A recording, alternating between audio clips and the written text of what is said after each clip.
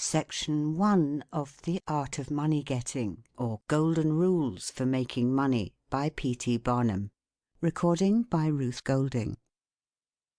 In the United States, where we have more land than people, it is not at all difficult for persons in good health to make money. In this comparatively new field, there are so many avenues of success open, so many vocations which are not crowded, that any person of either sex who is willing, at least for the time being, to engage in any respectable occupation that offers, may find lucrative employment. Those who really desire to attain an independence have only to set their minds upon it and adopt the proper means, as they do in regard to any other object which they wish to accomplish, and the thing is easily done. But however easy it may be found to make money, I have no doubt many of my hearers will agree it is the most difficult thing in the world to keep it. The road to wealth is, as Dr. Franklin truly says, as plain as the road to the mill. It consists simply in expending less than we earn. That seems to be a very simple problem. Mr. Micawber, one of those happy creations of the genial Dickens, puts the case in a strong light when he says that to have annual income of £20 per annum and spend £20 and sixpence is to be the most miserable of men, whereas to have an income of only £20 and spend but £19 and sixpence is to be the happiest of mortals. Many of my readers may say, "We understand this. This is economy, and we know economy is wealth. We know we can't eat our cake and keep it also."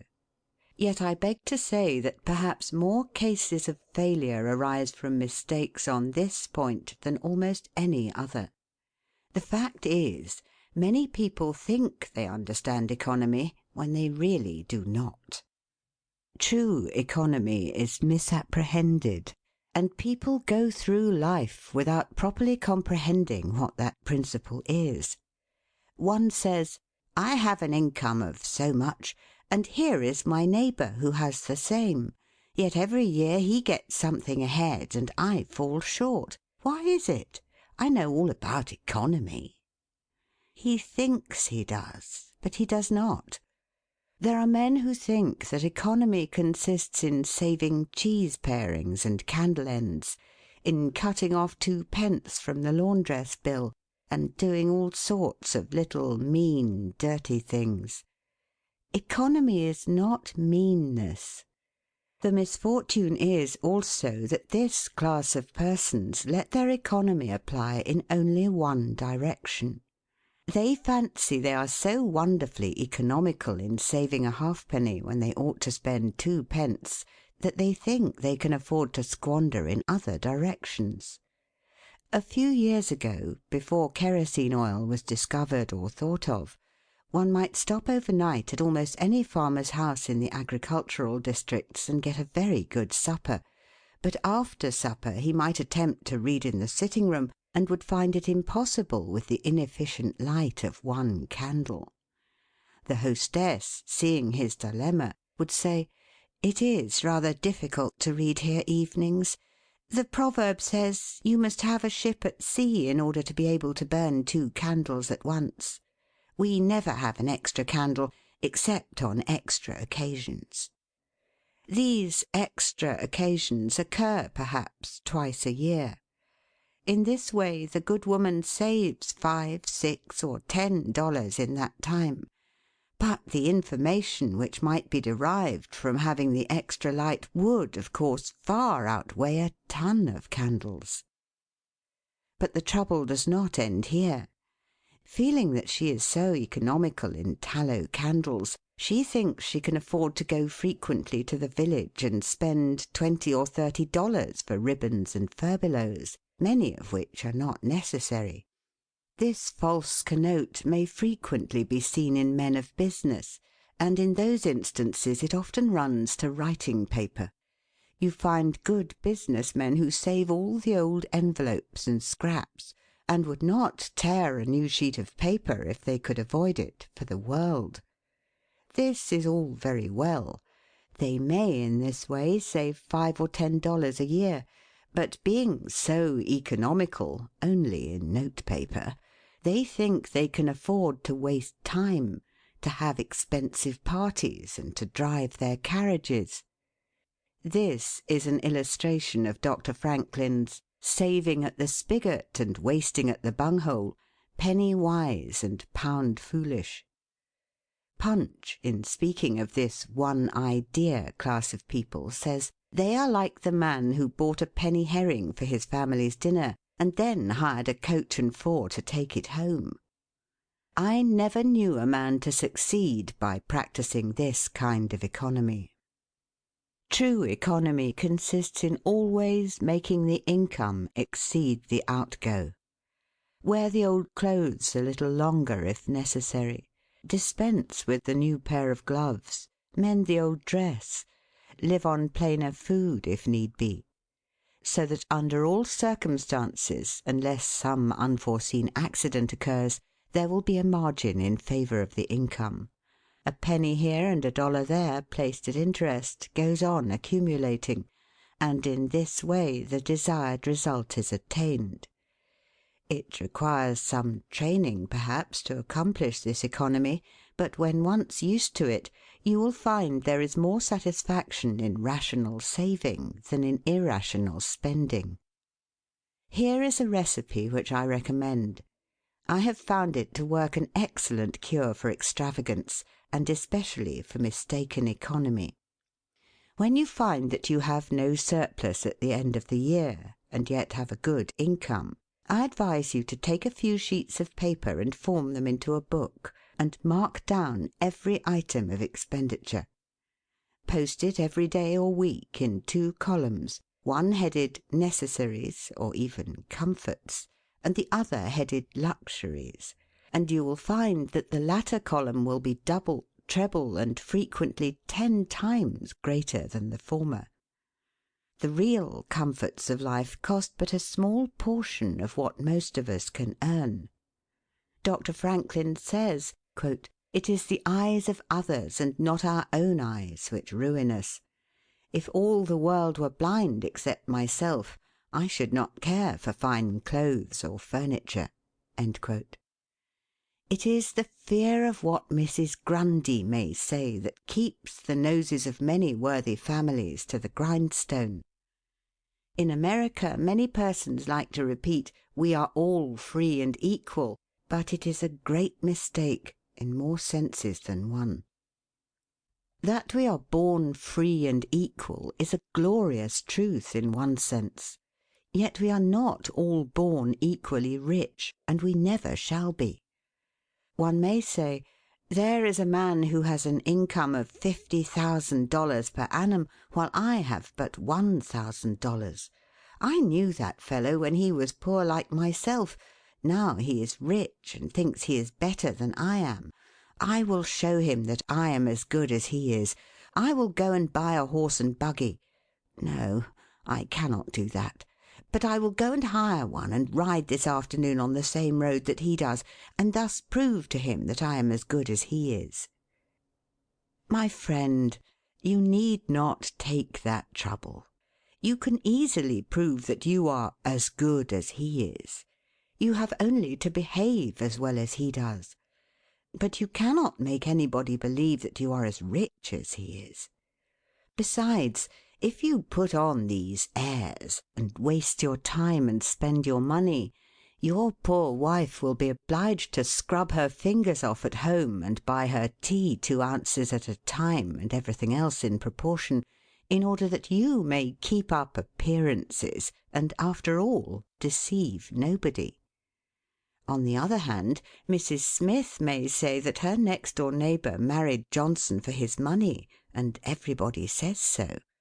She has a nice $1,000 camel's hair shawl, and she will make Smith get her an imitation one, and she will sit in a pew right next to her neighbour in church in order to prove that she is her equal.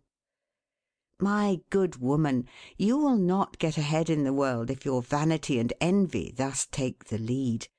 In this country, where we believe the majority ought to rule, we ignore that principle in regard to fashion, and let a handful of people calling themselves the aristocracy run up a false standard of perfection, and in endeavouring to rise to that standard we constantly keep ourselves poor, all the time digging away for the sake of outside appearances.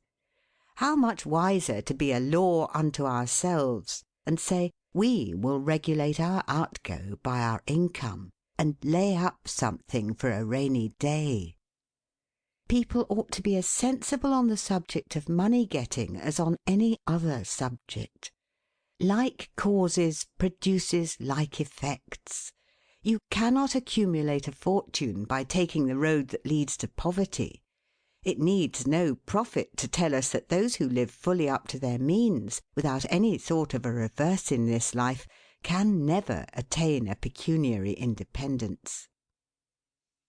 Men and women accustomed to gratify every whim and caprice will find it hard at first to cut down their various unnecessary expenses, and will feel it a great self-denial to live in a smaller house than they have been accustomed to, with less expensive furniture, less company, less costly clothing, fewer servants, a less number of balls, parties, theatre-goings, carriage-ridings, pleasure excursions, cigar-smokings, liquor-drinkings, and other extravagances.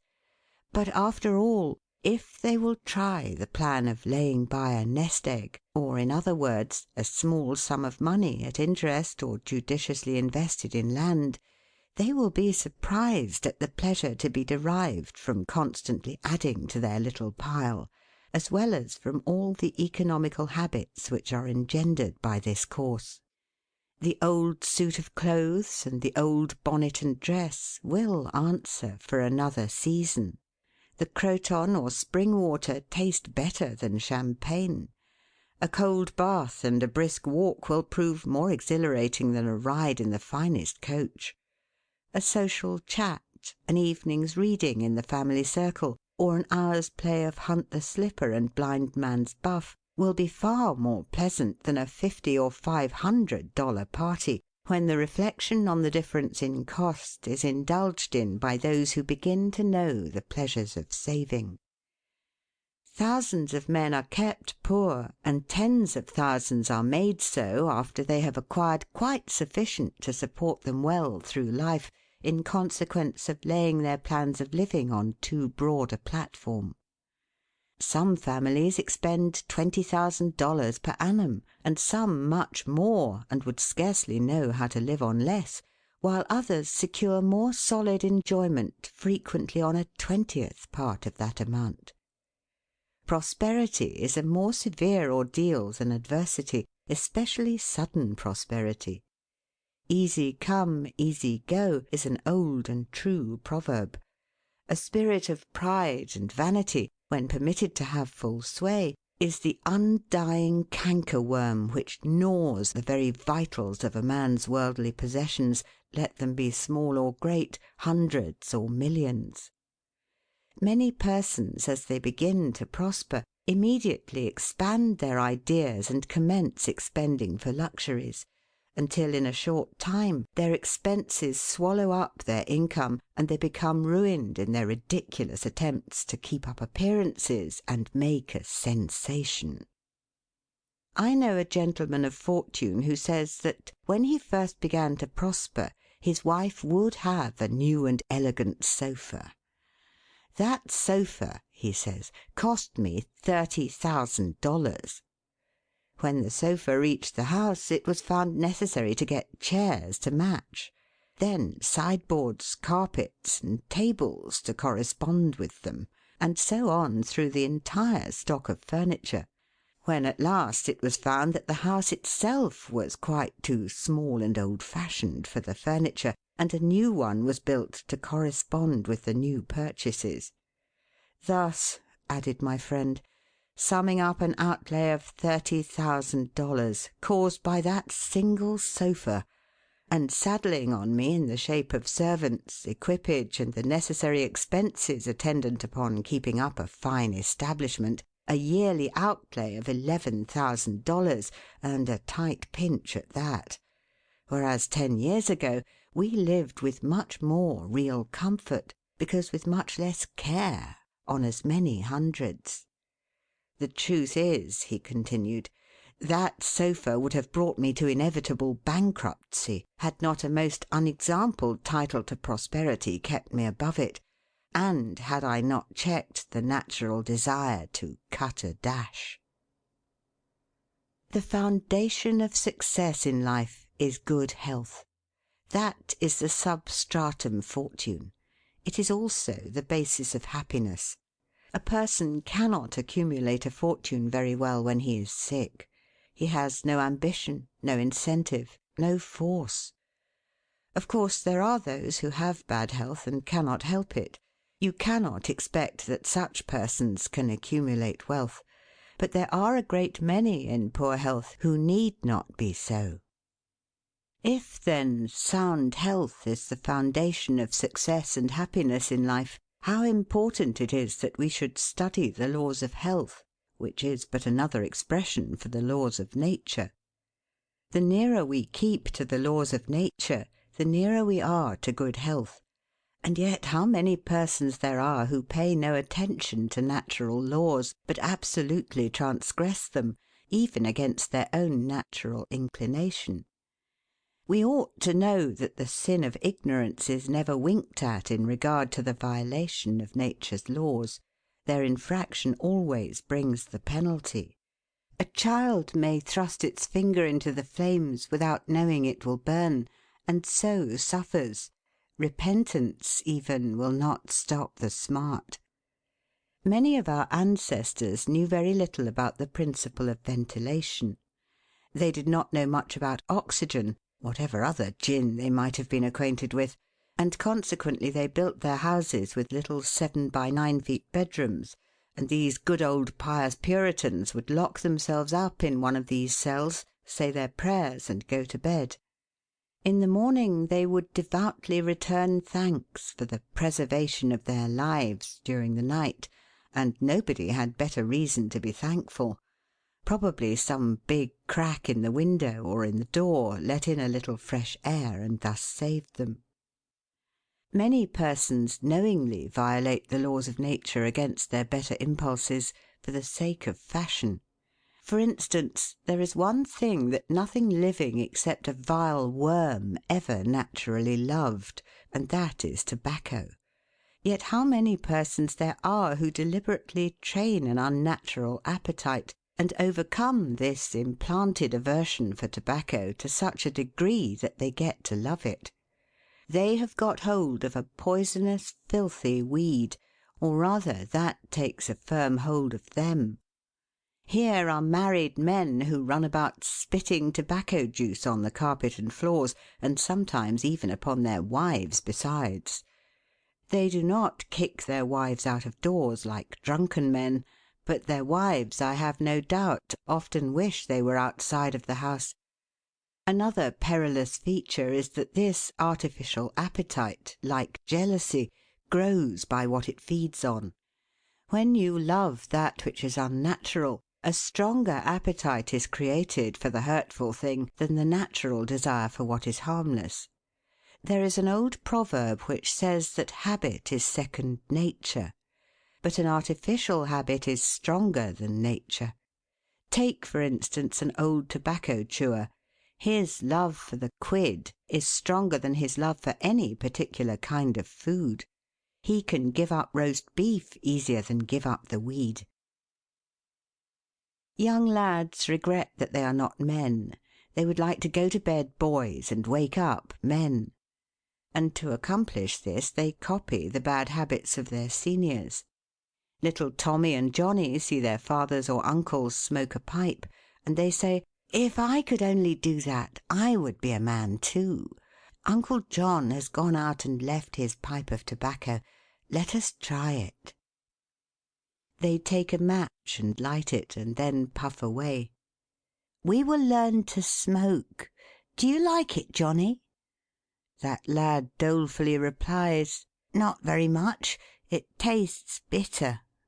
By and by he grows pale, but he persists, and he soon offers up a sacrifice on the altar of fashion. But the boys stick to it and persevere until at last they conquer their natural appetites and become the victims of acquired tastes. I speak by the book, for I have noticed its effects on myself, having gone so far as to smoke 10 or 15 cigars a day, although I have not used the weed during the last 14 years, and never shall again. The more a man smokes, the more he craves smoking. The last cigar smoked simply excites the desire for another, and so on incessantly. Take the tobacco chewer. In the morning, when he gets up, he puts a quid in his mouth and keeps it there all day, never taking it out except to exchange it for a fresh one, or when he is going to eat. Oh yes, at intervals during the day and evening, many a chewer takes out the quid and holds it in his hand long enough to take a drink, and then pop it goes back again. This simply proves that the appetite for rum is even stronger than that for tobacco. When the tobacco chewer goes to your country seat and you show him your grapery and fruit house and the beauties of your garden, when you offer him some fresh ripe fruit and say, "My friend, I have got here the most delicious apples and pears and peaches and apricots. I have imported them from Spain, France, and Italy. Just see those luscious grapes. There is nothing more delicious nor more healthy than ripe fruit. So help yourself. I want to see you delight yourself with these things." He will roll the dear quid under his tongue and answer, "No, I thank you, I have got tobacco in my mouth." His palate has become narcotized by the noxious weed, and he has lost in a great measure the delicate and enviable taste for fruits. This shows what expensive, useless, and injurious habits men will get into. I speak from experience. I have smoked until I trembled like an aspen leaf, the blood rushed to my head, and I had a palpitation of the heart which I thought was heart disease, till I was almost killed with fright. When I consulted my physician, he said, "Break off tobacco using." I was not only injuring my health and spending a great deal of money, but I was setting a bad example. I obeyed his counsel. No young man in the world ever looked so beautiful as he thought he did behind a 15-cent cigar or a meerschaum.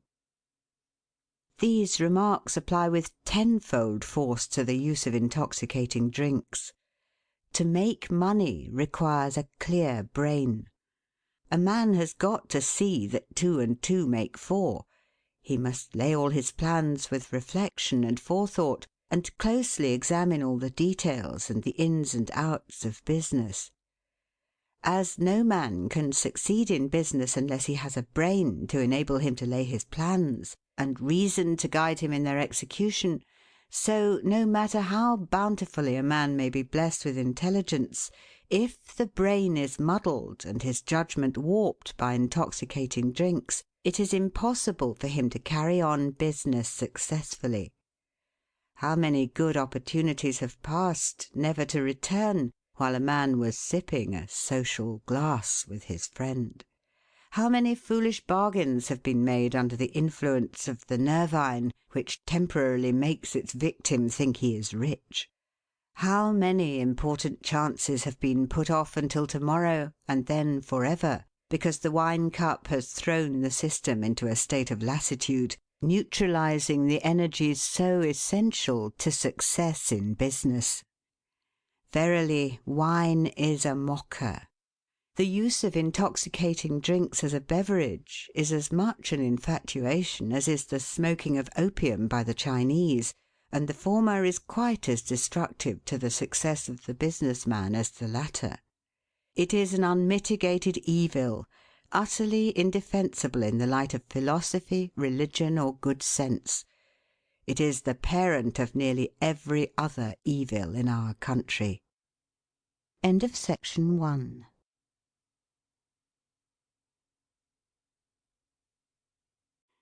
Section 2 of The Art of Money Getting by P. T. Barnum.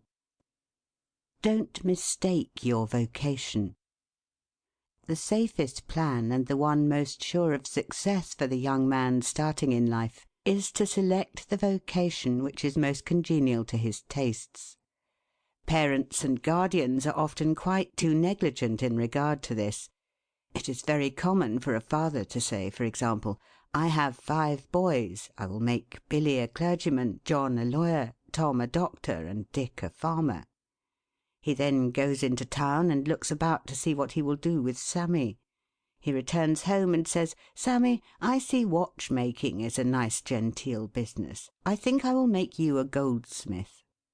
He does this regardless of Sam's natural inclinations or genius. We are all, no doubt, born for a wise purpose. There is as much diversity in our brains as in our countenances. Some are born natural mechanics, while some have great aversion to machinery. Let a dozen boys of 10 years get together, and you will soon observe 2 or 3 are whittling out some ingenious device, working with locks or complicated machinery. When they were but 5 years old, their father could find no toy to please them like a puzzle. They are natural mechanics. But the other 8 or 9 boys have different aptitudes. I belong to the latter class. I never had the slightest love for mechanism. On the contrary, I have a sort of abhorrence for complicated machinery.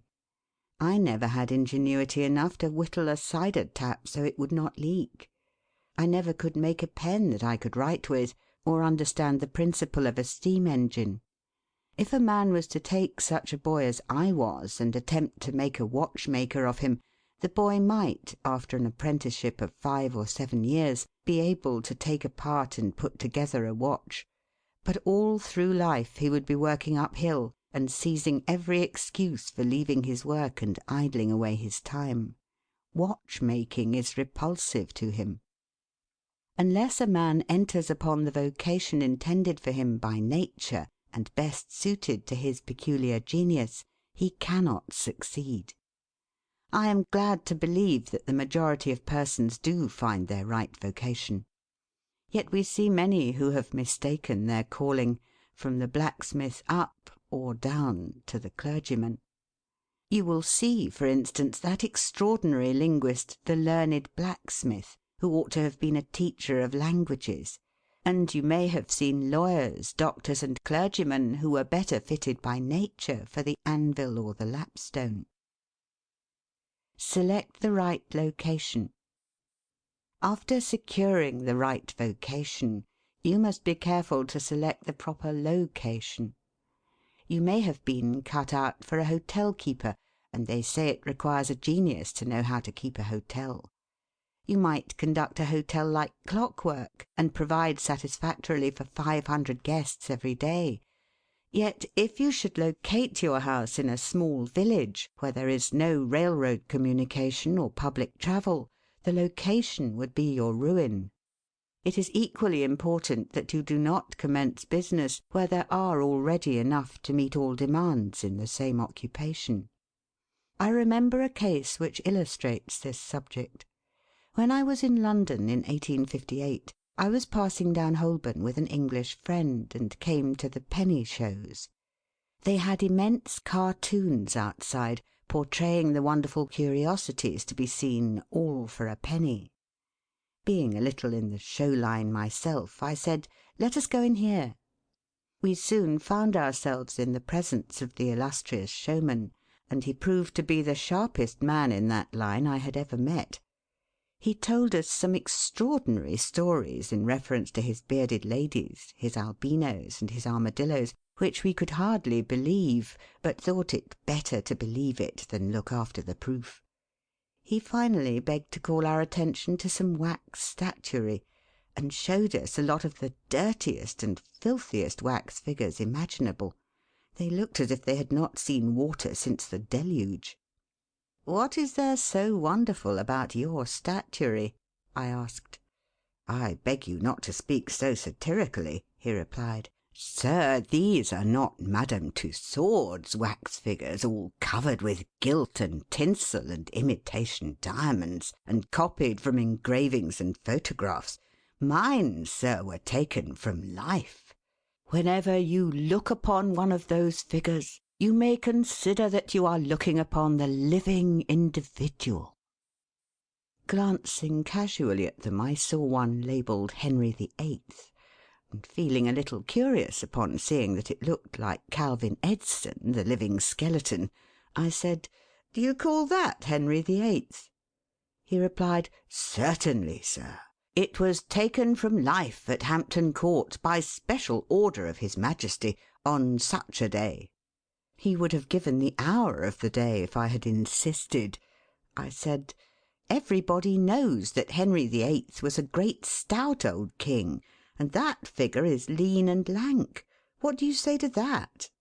"Why," he replied, "you would be lean and lank yourself if you sat there as long as he has." There was no resisting such arguments.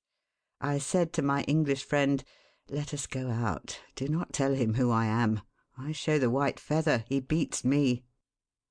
He followed us to the door, and seeing the rabble in the street, he called out, "Ladies and gentlemen, I beg to draw your attention to the respectable character of my visitors," pointing to us as we walked away. I called upon him a couple of days afterwards, told him who I was, and said, "My friend, you are an excellent showman, but you have selected a bad location." He replied, "This is true, sir. I feel that all my talents are thrown away. But what can I do?" "You can go to America," I replied. "You can give full play to your faculties over there. You will find plenty of elbow room in America. I will engage you for 2 years. After that you'll be able to go on your own account." He accepted my offer, and remained 2 years in my New York museum.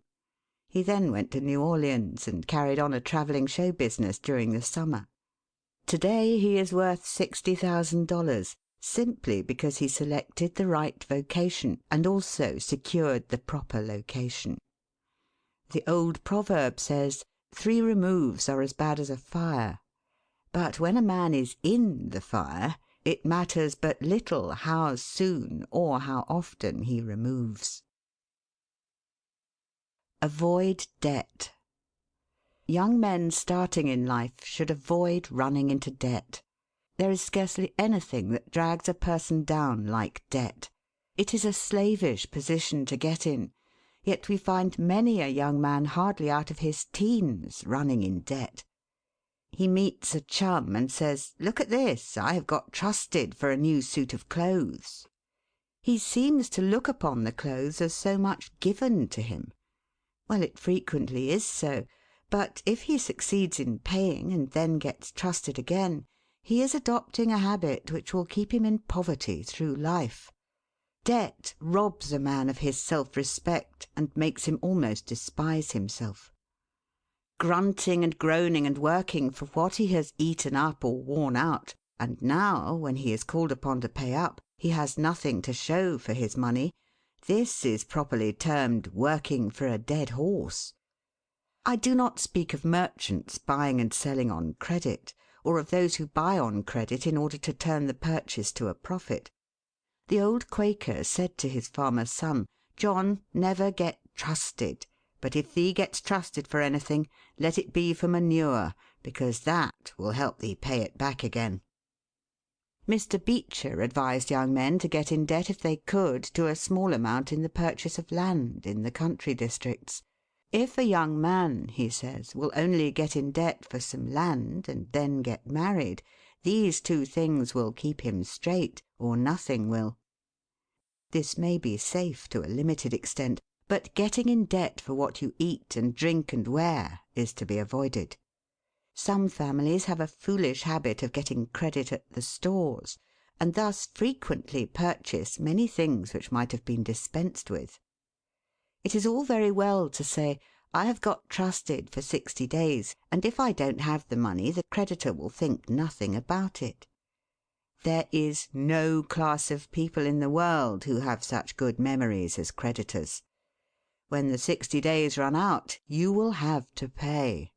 If you do not pay, you will break your promise, and probably resort to a falsehood. You may make some excuse or get in debt elsewhere to pay it, but that only involves you the deeper. A good-looking, lazy young fellow was the apprentice boy Horatio. His employer said, "Horatio, did you ever see a snail?" "I think I have," he drawled out. "You must have met him then, for I'm sure you never overtook one," said the boss. Your creditor will meet you or overtake you and say, "Now, my young friend, you agreed to pay me. You have not done it. You must give me your note." You give the note on interest, and it commences working against you. It is a dead horse. The creditor goes to bed at night and wakes up in the morning better off than when he retired to bed, because his interest has increased during the night, but you grow poorer while you are sleeping, for the interest is accumulating against you. Money is in some respects like fire. It is a very excellent servant, but a terrible master. When you have it mastering you, when interest is constantly piling up against you, it will keep you down in the worst kind of slavery. But let money work for you, and you have the most devoted servant in the world. It is no eye servant. There is nothing animate or inanimate that will work so faithfully as money when placed at interest, well secured. It works night and day, and in wet or dry weather.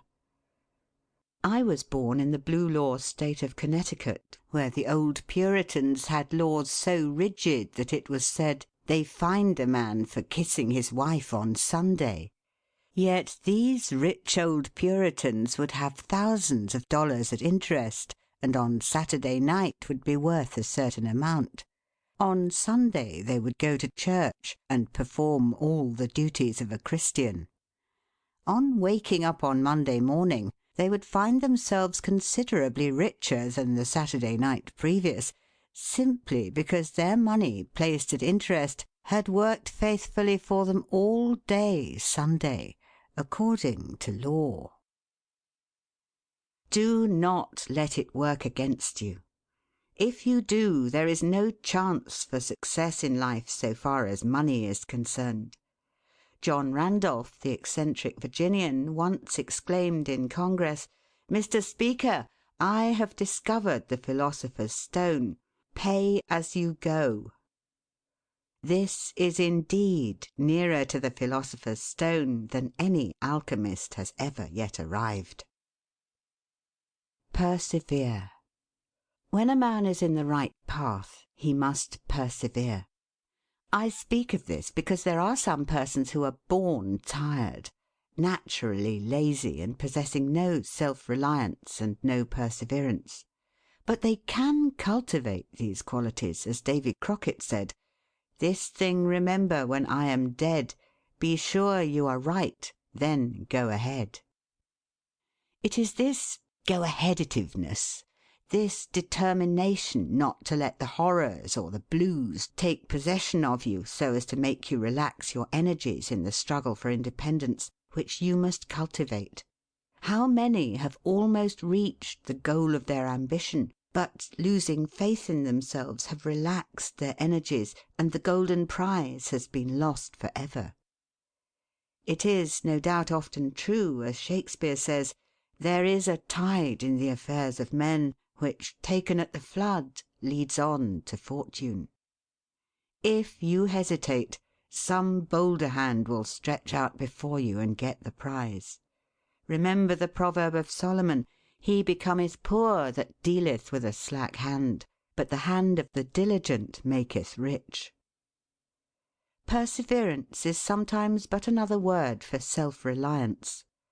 Many persons naturally look on the dark side of life and borrow trouble.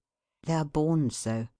Then they ask for advice, and they will be governed by one wind and blown by another, and cannot rely upon themselves. Until you can get so that you can rely upon yourself, you need not expect to succeed.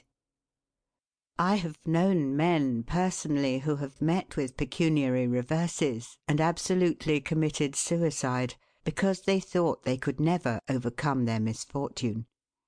But I have known others who have met more serious financial difficulties, and have bridged them over by simple perseverance, aided by a firm belief that they were doing justly and that Providence would overcome evil with good.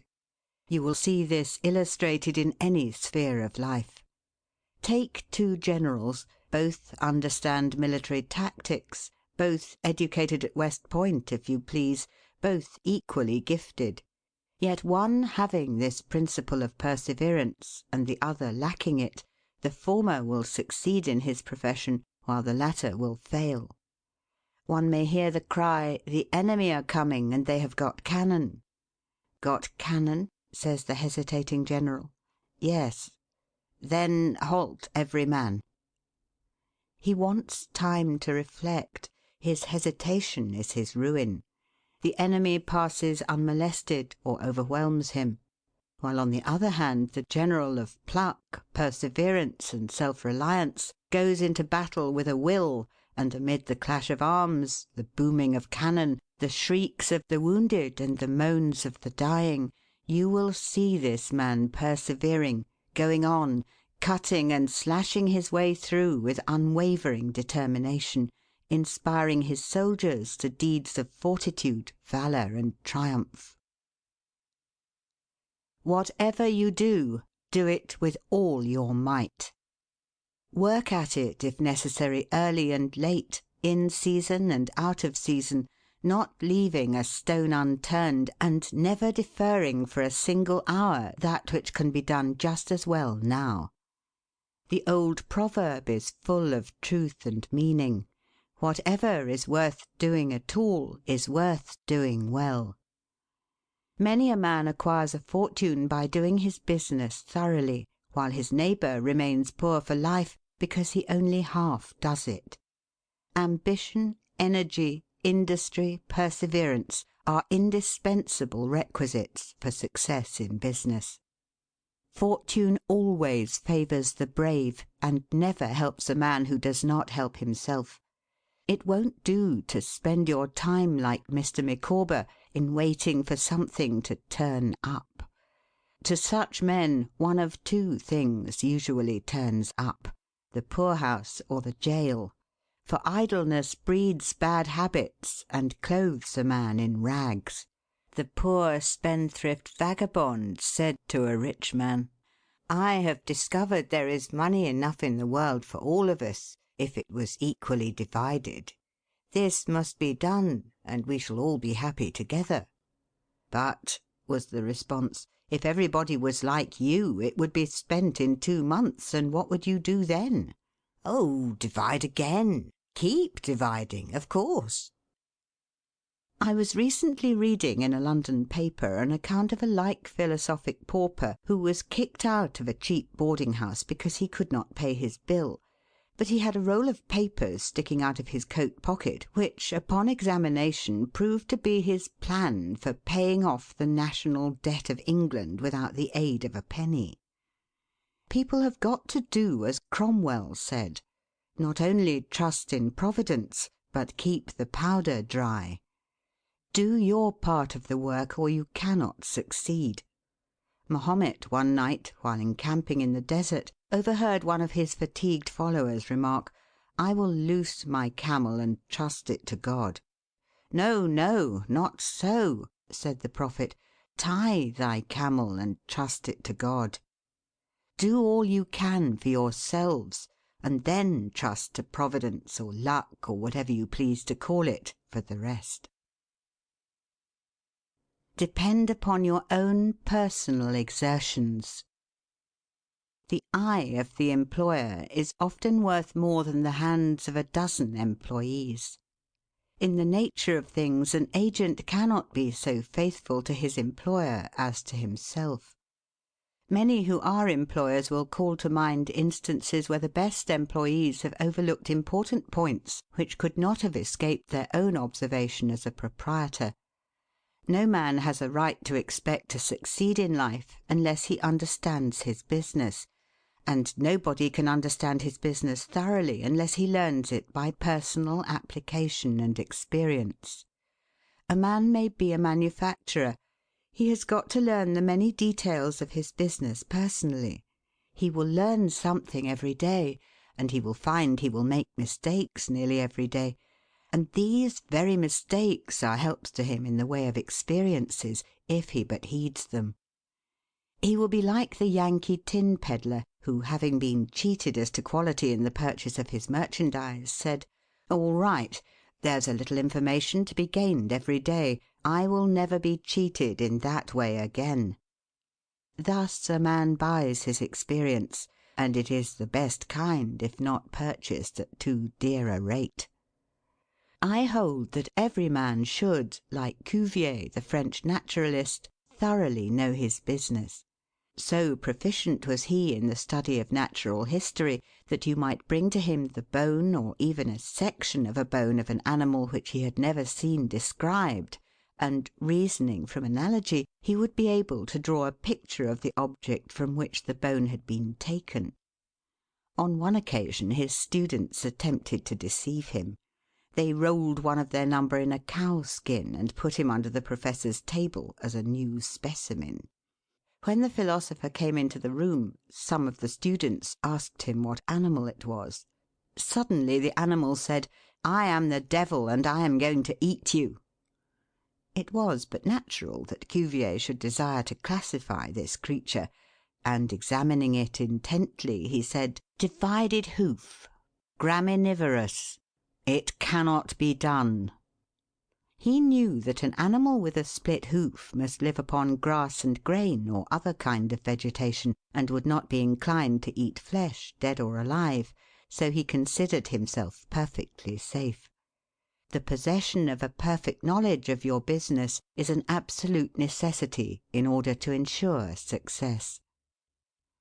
Among the maxims of the elder Rothschild was one, an apparent paradox: "Be cautious and bold." This seems to be a contradiction in terms, but it is not, and there is great wisdom in the maxim. It is, in fact, a condensed statement of what I have already said. It is to say, you must exercise your caution in laying your plans, but be bold in carrying them out. A man who is all caution will never dare to take hold and be successful, and a man who is all boldness is merely reckless and must eventually fail. A man may go on 'change and make $50,000 or $100,000 in speculating in stocks at a single operation, but if he has simple boldness without caution, it is mere chance, and what he gains to-day he will lose to-morrow. You must have both the caution and the boldness to ensure success. The Rothschilds have another maxim: never have anything to do with an unlucky man or place. That is to say, never have anything to do with a man or place which never succeeds, because, although a man may appear to be honest and intelligent, yet if he tries this or that thing and always fails, it is on account of some fault or infirmity that you may not be able to discover, but nevertheless which must exist. There is no such thing in the world as luck. There never was a man who could go out in the morning and find a purse full of gold in the street to-day, and another to-morrow, and so on, day after day.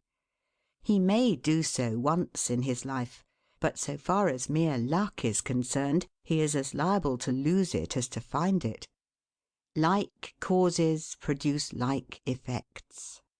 If a man adopts the proper methods to be successful, luck will not prevent him. If he does not succeed, there are reasons for it, although perhaps he may not be able to see them. Use the best tools. Men in engaging employees should be careful to get the best. Understand, you cannot have two good tools to work with, and there is no tool you should be so particular about as living tools. If you get a good one, it is better to keep him than keep changing. He learns something every day, and you are benefited by the experience he acquires. He is worth more to you this year than last, and he is the last man to part with, provided his habits are good and he continues faithful. If, as he gets more valuable, he demands an exorbitant increase of salary, on the supposition that you can't do without him, let him go. Whenever I have such an employee, I always discharge him. First, to convince him that his place may be supplied, and second, because he is good for nothing if he thinks he is invaluable and cannot be spared. But I would keep him, if possible, in order to profit from the result of his experience. An important element in an employee is the brain. You can see bills up, hands wanted, but hands are not worth a great deal without heads. Mr. Beecher illustrates this in this wise. An employee offers his services by saying, "I have a pair of hands and one of my fingers thinks." "That is very good," says the employer. Another man comes along and says he has two fingers that think. "Ah, that is better." But a third calls in and says that all his fingers and thumbs think. That is better still. Finally another steps in and says, "I have a brain that thinks. I think all over. I am a thinking as well as a working man." "You are the man I want," says the delighted employer. Those men who have brains and experience are therefore the most valuable, and not to be readily parted with. It is better for them as well as yourself to keep them at reasonable advances in their salaries from time to time. Don't get above your business. Young men, after they get through their business training or apprenticeship, instead of pursuing their avocation and rising in their business, will often lie about doing nothing. They say, "I have learned my business, but I am not going to be a hireling. What is the object of learning my trade or profession unless I establish myself?" Have you capital to start with? No, but I am going to have it. How are you going to get it? I will tell you confidentially. I have a wealthy old aunt, and she will die pretty soon, but if she does not, I expect to find some rich old man who will lend me a few thousands to give me a start. If I only get the money to start with, I will do well. There is no greater mistake than when a young man believes he will succeed with borrowed money. Why? Because every man's experience coincides with that of Mr. Astor, who said it was more difficult for him to accumulate his first $1,000 than all the succeeding millions that made up his colossal fortune. Money is good for nothing unless you know the value of it by experience. Give a boy $20,000 and put him in business, and the chances are that he will lose every dollar of it before he is a year older. Like buying a ticket in the lottery and drawing a prize, it is easy come, easy go. He does not know the value of it. Nothing is worth anything unless it costs effort. Without self-denial and economy, patience and perseverance, and commencing with capital which you have not earned, you are not sure to succeed in accumulating. Young men, instead of waiting for dead men's shoes, should be up and doing, for there is no class of persons who are so unaccommodating in regard to dying as these rich old people, and it is fortunate for the expectant heirs that it is so. 9 out of 10 of the rich men of our country to-day started out in life as poor boys, with determined wills, industry, perseverance, economy, and good habits. They went on gradually, made their own money, and saved it, and this is the best way to acquire a fortune. Stephen Girard started life as a poor cabin boy and died worth $9 million. A.T. Stewart was a poor Irish boy. Now he pays taxes on $1.5 million of income per year. John Jacob Astor was a poor farmer boy and died worth 20 millions. Cornelius Vanderbilt began life rowing a boat from Staten Island to New York. Now he presents our government with a steamship worth $1 million, and he is worth 50 millions. There is no royal road to learning, says the proverb, and I may say it is equally true, there is no royal road to wealth. But I think there is a royal road to both. The road to learning is a royal one.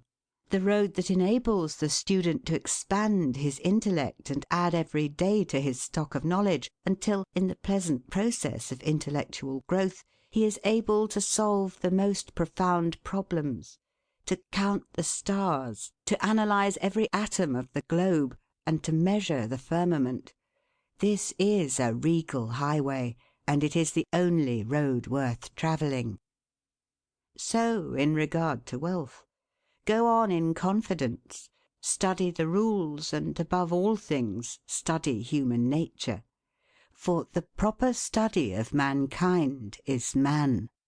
And you will find that while expanding the intellect and the muscles, your enlarged experience will enable you every day to accumulate more and more principle, which will increase itself by interest and otherwise, until you arrive at a state of independence. You will find, as a general thing, that the poor boys get rich and the rich boys get poor. For instance, a rich man at his decease leaves a large estate to his family. His eldest sons, who have helped him earn his fortune, know by experience the value of money, and they take their inheritance and add to it. The separate portions of the young children are placed at interest, and the little fellows are patted on the head and told a dozen times a day, "You are rich. You will never have to work. You can always have whatever you wish, for you were born with a golden spoon in your mouth." The young heir soon finds out what that means. He has the finest dresses and playthings. He is crammed with sugar candies and almost killed with kindness, and he passes from school to school, petted and flattered. He becomes arrogant and self-conceited, abuses his teachers, and carries everything with a high hand. He knows nothing of the real value of money, having never earned any, but he knows all about the golden spoon business. At college he invites his poor fellow-students to his room, where he wines and dines them. He is cajoled and caressed, and called a glorious good fellow because he is so lavish of his money. He gives his game suppers, drives his fast horses, invites his chums to fêtes and parties, determined to have lots of good times. He spends the night in frolics and debauchery, and leads off his companions with the familiar song, "We won't go home till morning." He gets them to join him in pulling down signs, taking gates from their hinges and throwing them into backyards and horse-ponds. If the police arrest them, he knocks them down, is taken to the lock-up, and joyfully foots the bills.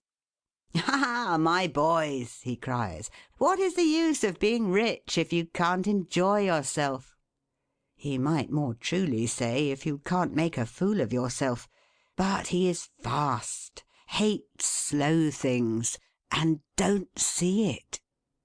Young men loaded down with other people's money are almost sure to lose all they inherit, and they acquire all sorts of bad habits which in the majority of cases ruin them in health, purse, and character. In this country one generation follows another, and the poor of to-day are rich in the next generation, or the third. Their experience leads them on, and they become rich, and they leave vast riches to their young children. These children, having been reared in luxury, are inexperienced and get poor. And after long experience another generation comes on and gathers up riches again in turn. And thus history repeats itself. And happy is he who, by listening to the experience of others, avoids the rocks and shoals on which so many have been wrecked. In England the business makes the man. If a man in that country is a mechanic or working man, he is not recognised as a gentleman.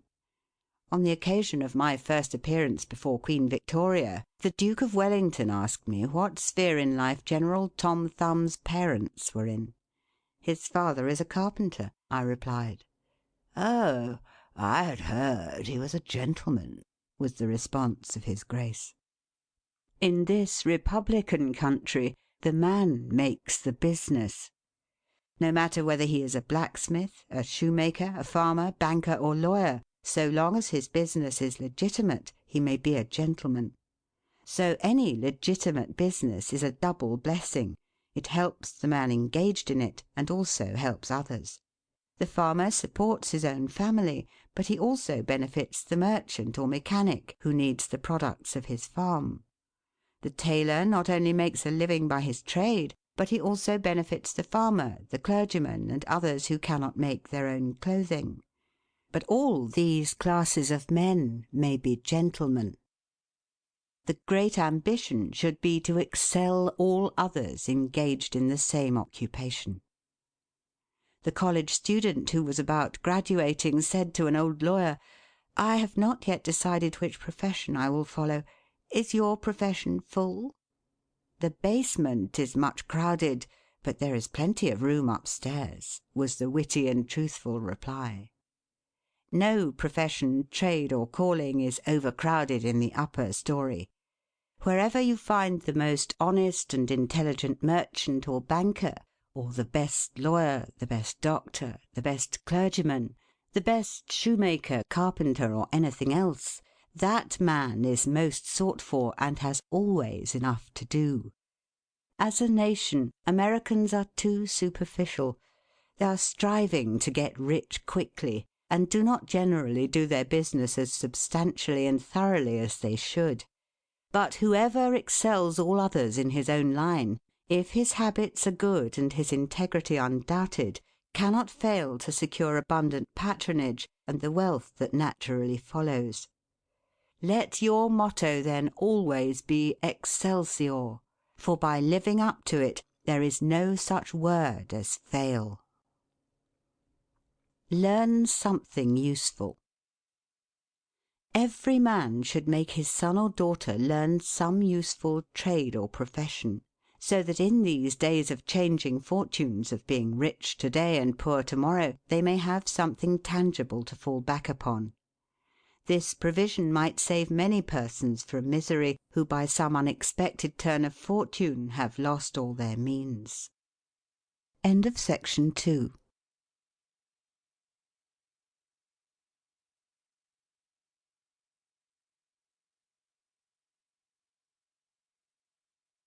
Section 3 of The Art of Money Getting by P.T. Barnum. Let hope predominate, but be not too visionary. Many persons are always kept poor because they are too visionary. Every project looks to them like certain success, and therefore they keep changing from one business to another, always in hot water, always under the harrow. The plan of counting the chickens before they are hatched is an error of ancient date, but it does not seem to improve by age. Do not scatter your powers. Engage in one kind of business only, and stick to it faithfully until you succeed, or until your experience shows that you should abandon it. A constant hammering on one nail will generally drive it home at last, so that it can be clinched. When a man's undivided attention is centred on one object, his mind will constantly be suggesting improvements of value, which would escape him if his brain was occupied by a dozen different subjects at once. Many a fortune has slipped through a man's fingers because he was engaged in too many occupations at a time. There is good sense in the old caution against having too many irons in the fire at once. Be systematic. Men should be systematic in their business. A person who does business by rule, having a time and place for everything, doing his work promptly, will accomplish twice as much and with half the trouble of him who does it carelessly and slipshod. By introducing system into all your transactions, doing one thing at a time, always meeting appointments with punctuality, you find leisure for pastime and recreation, whereas the man who only half does one thing and then turns to something else and half does that, will have his business at loose ends, and will never know when his day's work is done, for it never will be done. Of course there is a limit to all these rules. We must try to preserve the happy medium, for there is such a thing as being too systematic. There are men and women, for instance, who put away things so carefully that they can never find them again. It is too much like the red tape formality at Washington and Mr. Dickens' Circumlocution Office, all theory and no result. When the Astor House was first started in New York City, it was undoubtedly the best hotel in the country. The proprietors had learned a good deal in Europe regarding hotels, and the landlords were proud of the rigid system which pervaded every department of their great establishment. When 12 o'clock at night had arrived and there were a number of guests around, one of the proprietors would say, "Touch that bell, John," and in 2 minutes 60 servants, with a water bucket in each hand, would present themselves in the hall. "This," said the landlord, addressing his guests, "is our fire bell. It will show you we are quite safe here. We do everything systematically." This was before the Croton water was introduced into the city. But they sometimes carried their system too far. On one occasion, when the hotel was thronged with guests, one of the waiters was suddenly indisposed, and although there were 50 waiters in the hotel, the landlord thought he must have his full complement or his system would be interfered with. Just before dinner time he rushed downstairs and said, "There must be another waiter. I am 1 waiter short. What can I do?" He happened to see Boots, the Irishman. "Pat," said he, "wash your hands and face. Take that white apron and come into the dining room in 5 minutes." Presently Pat appeared as required, and the proprietor said, "Now, Pat, you must stand behind these 2 chairs and wait on the gentleman who will occupy them. Did you ever act as a waiter?" "I know all about it, sure, but I never did it." Like the Irish pilot, on one occasion when the captain, thinking he was considerably out of his course, asked, "Are you certain you understand what you are doing?" Pat replied, "Sure, and I knows every rock in the channel." That moment, bang thumped the vessel against a rock. "Ah, bejabers, and that is one of 'em," continued the pilot. But to return to the dining room. "Pat," said the landlord, "here we do everything systematically. You must first give the gentlemen each a plate of soup, and when they finish that, ask them what they will have next." Pat replied, "Ah, and I understand perfectly the virtues of system." Very soon in came the guests. The plates of soup were placed before them. One of Pat's 2 gentlemen ate his soup. The other did not care for it. He said, "Waiter, take this plate away and bring me some fish." Pat looked at the untasted plate of soup, and remembering the injunctions of the landlord in regard to system, replied, "Not till ye have ate your soup." Of course that was carrying system entirely too far. Read the newspapers. Always take a trustworthy newspaper, and thus keep thoroughly posted in regard to the transactions of the world. He who is without a newspaper is cut off from his species. In these days of telegraphs and steam, many important inventions and improvements in every branch of trade are being made, and he who don't consult the newspapers will soon find himself and his business left out in the cold. Beware of outside operations. We sometimes see men who have obtained fortunes suddenly become poor. In many cases this arises from intemperance, and often from gaming and other bad habits. Frequently it occurs because a man has been engaged in outside operations of some sort. When he gets rich in his legitimate business, he is told of a grand speculation where he can make a score of thousands. He is constantly flattered by his friends, who tell him that he is born lucky, that everything he touches turns into gold.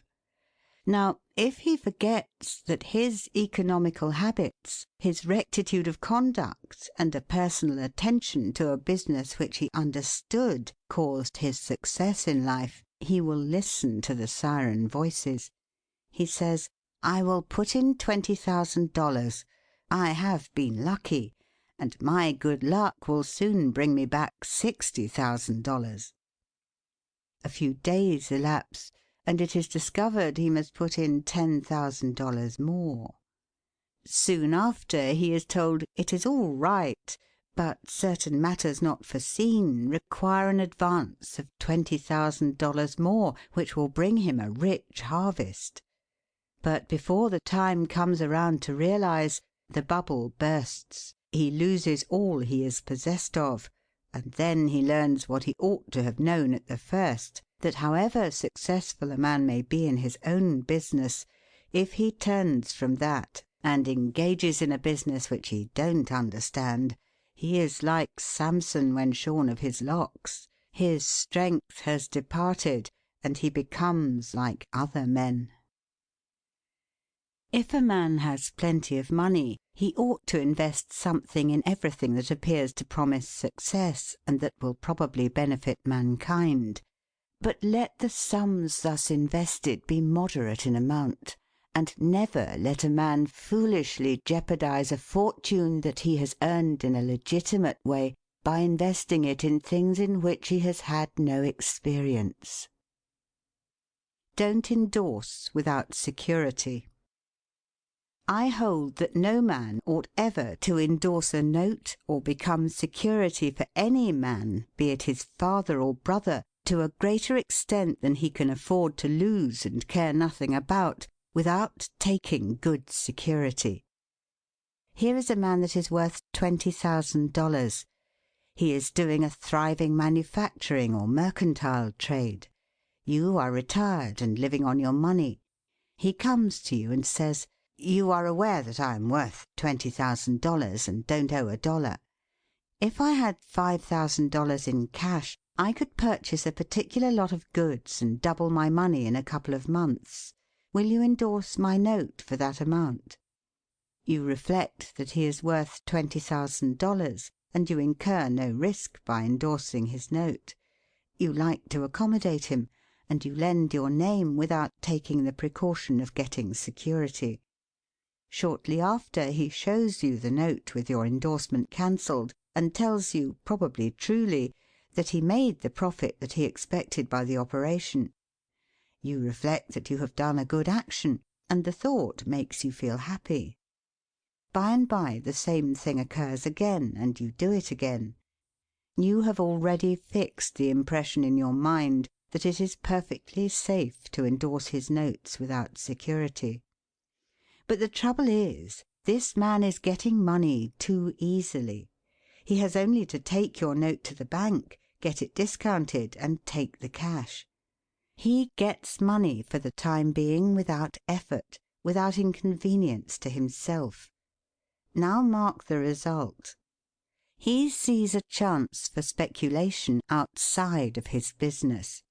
A temporary investment of only $10,000 is required. It is sure to come back before a note at the bank would be due. He places a note for that amount before you. You sign it almost mechanically.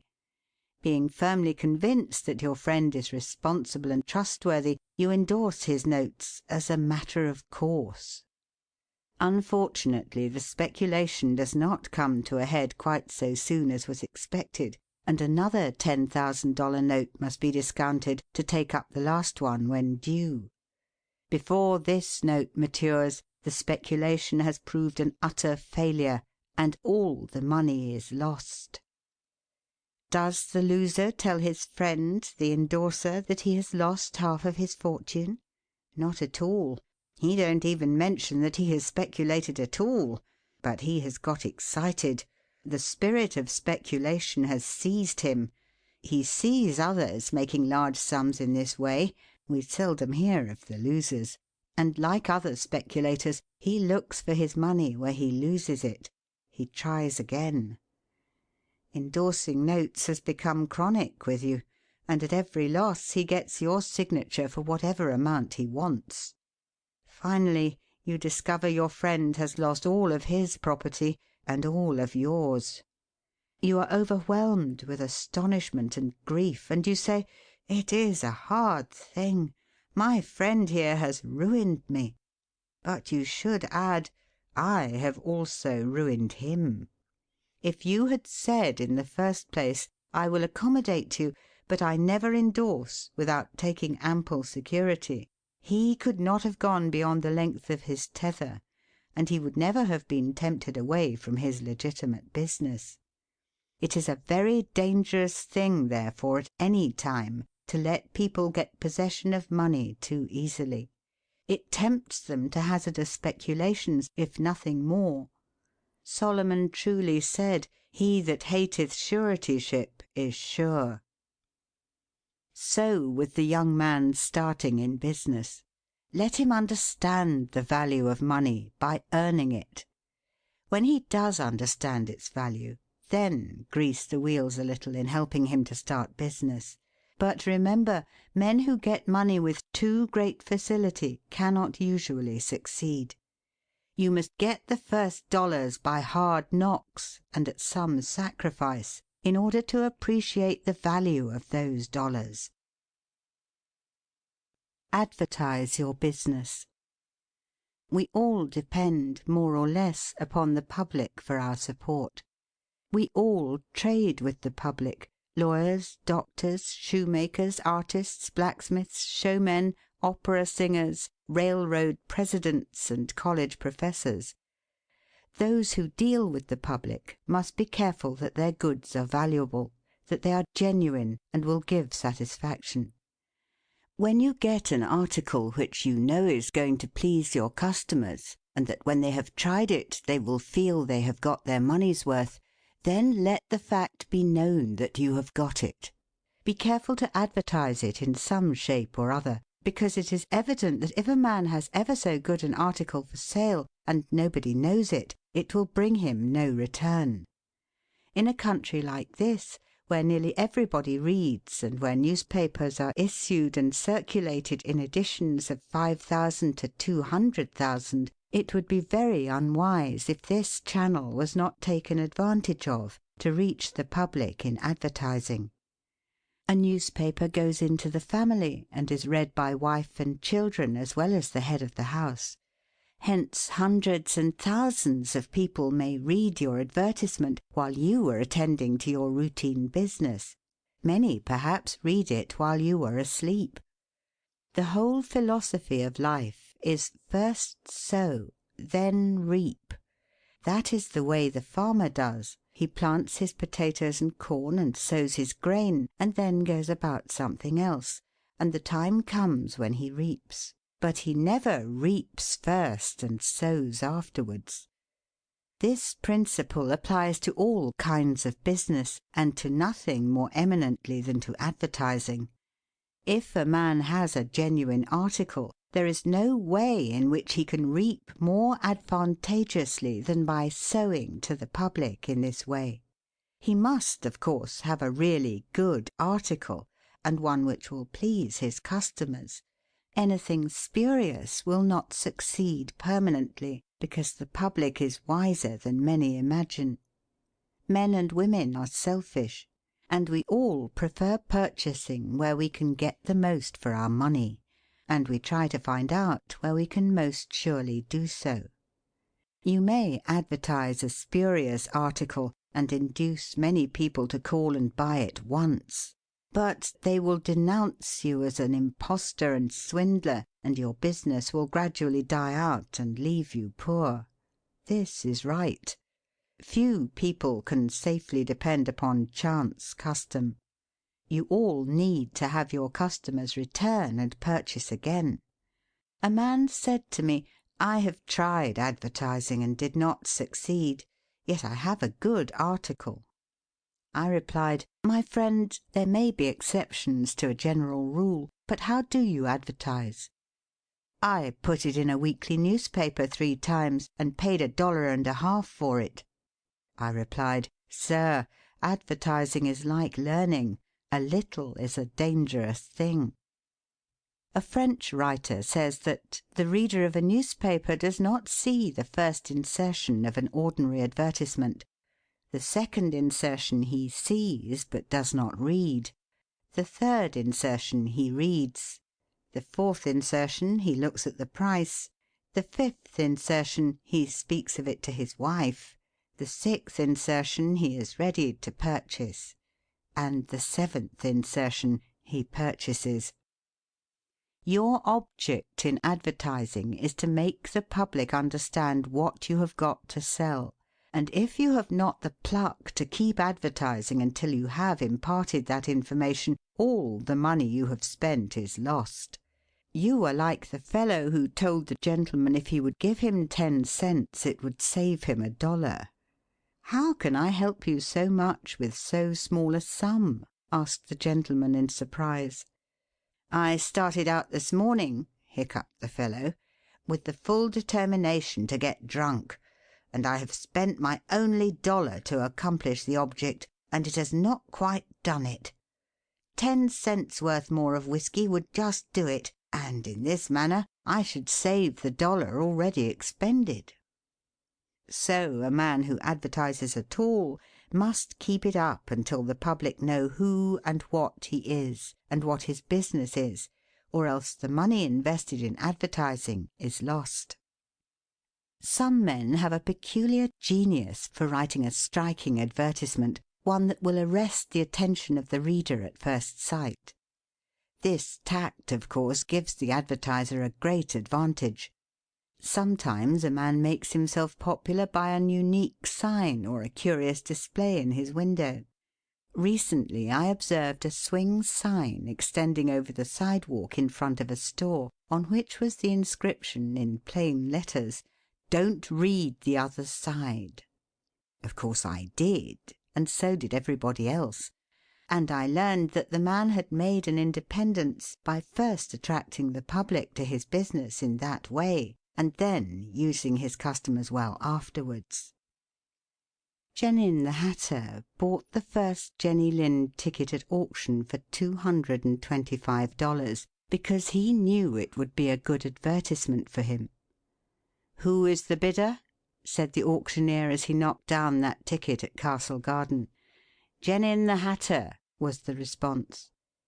Here were thousands of people from the Fifth Avenue and from distant cities in the highest stations in life. "Who is Genin the Hatter?" they exclaimed. They had never heard of him before. The next morning the newspapers and telegraph had circulated the facts from Maine to Texas, and from 5 to 10 millions of people had read that the tickets sold at auction for Jenny Lind's first concert amounted to about $20,000, and that a single ticket was sold at $225 to Genin the Hatter. Men throughout the country involuntarily took off their hats to see if they had a Genin hat on their heads. At a town in Iowa it was found that in the crowd around the post office there was one man who had a Genin hat, and he showed it in triumph, although it was worn out and not worth 2 cents. "Why," one man exclaimed, "you have a real Genin hat. What a lucky fellow you are." Another man said, "Hang on to that hat. It will be a valuable heirloom in your family." Still another man in the crowd, who seemed to envy the possessor of this good fortune, said, "Come, give us all a chance. Put it up at auction." He did so, and it was sold as a keepsake for $9.50. What was the consequence to Mr. Genin? He sold 10,000 extra hats per annum the first 6 years. 9/10 of the purchasers bought of him probably out of curiosity, and many of them, finding that he gave them an equivalent for their money, became his regular customers. This novel advertisement first struck their attention, and then, as he made a good article, they came again. Now I don't say that everybody should advertise as Mr. Genin did, but I say if a man has got goods for sale and he don't advertise them in some way, the chances are that some day the sheriff will do it for him. Nor do I say that everybody must advertise in a newspaper, or indeed use printer's ink at all. On the contrary, although that article is indispensable in the majority of cases, yet doctors and clergymen, and sometimes lawyers and some others, can more effectually reach the public in some other manner. But it is obvious they must be known in some way, else how could they be supported? Be polite and kind to your customers. Politeness and civility are the best capital ever invested in business. Large stores, gilt signs, flaming advertisements will all prove unavailing if you or your employees treat your patrons abruptly.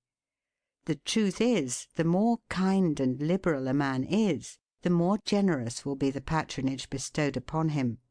Like begets like. The man who gives the greatest amount of goods of a corresponding quality for the least sum, still reserving to himself a profit, will generally succeed best in the long run. This brings us to the golden rule. As ye would that men should do to you, do ye also to them. And they will do better by you than if you always treated them as if you wanted to get the most you could out of them for the least return. Men who drive sharp bargains with their customers, acting as if they never expected to see them again, will not be mistaken. They never will see them again as customers. People don't like to pay and get kicked also. One of the ushers in my museum once told me he intended to whip a man who was in the lecture room as soon as he came out. "What for?" I inquired. "Because he said I was no gentleman," replied the usher. "Never mind," I replied. "He pays for that, and you will not convince him you are a gentleman by whipping him. I cannot afford to lose a customer. If you whip him, he will never visit the museum again, and he will induce friends to go with him to other places of amusement instead of this, and thus, you see, I should be a serious loser." "But he insulted me," muttered the usher. "Exactly," I replied. "And if he owned the museum, and you had paid him for the privilege of visiting it, and he had then insulted you, there might be some reason in your resenting it. But in this instance he is the man who pays, while we receive, and you must therefore put up with his bad manners." My usher laughingly remarked that this was undoubtedly the true policy, but he added that he should not object to an increase of salary if he was expected to be abused in order to promote my interests. Be charitable. Of course men should be charitable, because it is a duty and a pleasure. But even as a matter of policy, if you possess no higher incentive, you will find that the liberal man will command patronage, while the sordid, uncharitable miser will be avoided. Solomon says, "There is that scattereth and yet increaseth, and there is that withholdeth more than meet, but it tendeth to poverty." Of course, the only true charity is that which is from the heart. The best kind of charity is to help those who are willing to help themselves. Promiscuous almsgiving, without inquiring into the worthiness of the applicant, is bad in every sense. But to search out and quietly assist those who are struggling for themselves is the kind that scattereth and yet increaseth. But don't fall into the idea that some persons practice of giving a prayer instead of a potato and a benediction instead of bread to the hungry. It is easier to make Christians with full stomachs than empty. Don't blab. Some men have a foolish habit of telling their business secrets. If they make money, they like to tell their neighbours how it was done. Nothing is gained by this, and ofttimes much is lost. Say nothing about your profits, your hopes, your expectations, your intentions. And this should apply to letters as well as to conversation. Goethe makes Mephistopheles say, "Never write a letter nor destroy one." Business men must write letters, but they should be careful what they put in them. If you are losing money, be specially cautious and not tell of it, or you will lose your reputation. Preserve your integrity. It is more precious than diamonds or rubies. The old miser said to his sons, "Get money. Get it honestly if you can, but get money." This advice was not only atrociously wicked, but it was the very essence of stupidity. It was as much as to say, if you find it difficult to obtain money honestly, you can easily get it dishonestly. Get it in that way. Poor fool! Not to know that the most difficult thing in life is to make money dishonestly. Not to know that our prisons are full of men who attempted to follow this advice. Not to understand that no man can be dishonest without soon being found out, and that when his lack of principle is discovered, nearly every avenue to success is closed against him for ever. The public very properly shun all whose integrity is doubted. No matter how polite and pleasant and accommodating a man may be, none of us dare to deal with him if we suspect false weights and measures. Strict honesty not only lies at the foundation of all success in life financially, but in every other respect. Uncompromising integrity of character is invaluable. It secures to its possessor a peace and joy which cannot be attained without it, which no amount of money, or houses and lands, can purchase. A man who is known to be strictly honest may be ever so poor, but he has the purses of all the community at his disposal, for all know that if he promises to return what he borrows, he will never disappoint them. As a mere matter of selfishness, therefore, if a man had no higher motive for being honest, all will find that the maxim of Dr. Franklin can never fail to be true, that honesty is the best policy. To get rich is not always equivalent to being successful. There are many rich poor men, while there are many others, honest and devout men and women, who have never possessed so much money as some rich persons squander in a week, but who are nevertheless really richer and happier than any man can ever be while he is a transgressor of the higher laws of his being. The inordinate love of money, no doubt, may be and is the root of all evil, but money itself, when properly used, is not only a handy thing to have in the house, but affords the gratification of blessing our race by enabling its possessor to enlarge the scope of human happiness and human influence. The desire for wealth is nearly universal, and none can say it is not laudable, provided the possessor of it accepts its responsibilities and uses it as a friend to humanity. The history of money-getting, which is commerce, is a history of civilization, and wherever trade has flourished most, there too have art and science produced the noblest fruits.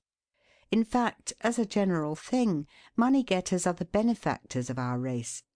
To them, in a great measure, are we indebted for our institutions of learning and of art, our academies, colleges, and churches. It is no argument against the desire for, or the possession of wealth, to say that there are sometimes misers who hoard money only for the sake of hoarding, and who have no higher aspiration than to grasp everything which comes within their reach. As we have sometimes hypocrites in religion and demagogues in politics, so there are occasionally misers among money-getters.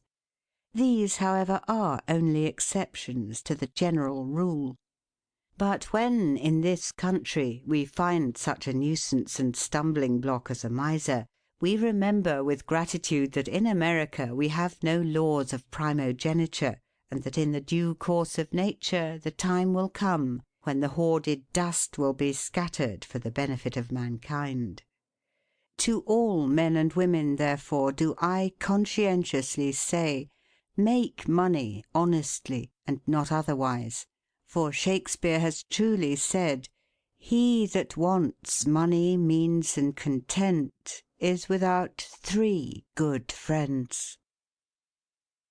End of The Art of Money Getting, or Golden Rules for Making Money, by P. T. Barnum. Read by Ruth Golding.